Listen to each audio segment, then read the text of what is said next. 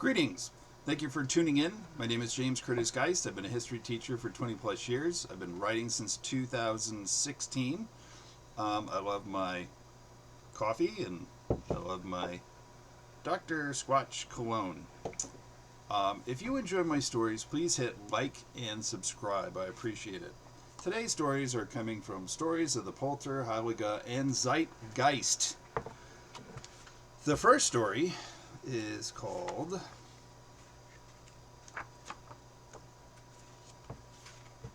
Good Things Come When You Least Expect Them.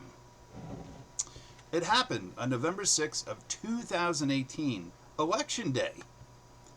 My fortunes were about to change. I received an email from Melvin Kahani informing me that his client, Dr. Alexander Puchovich, was willing to invest 50 to 100 million into his business. But Dr. Kamani needed a business partner in order to release his funds. Dr. Kamani, after doing an exhaustive Google research, came to the conclusion that I, James Geist, was the best candidate. He said, "Can we trust you? Can we make a long-term business plan?"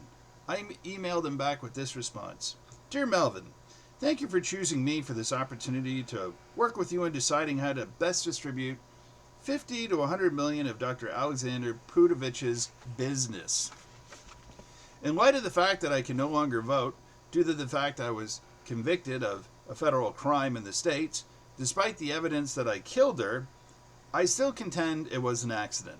The missing money from her account, I contend, was stolen by her ex-husband, not me.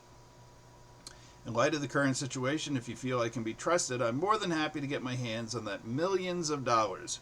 What say you? What is the next step?" I have yet to hear back from Mr. Kahani or from Mr. Puchovich.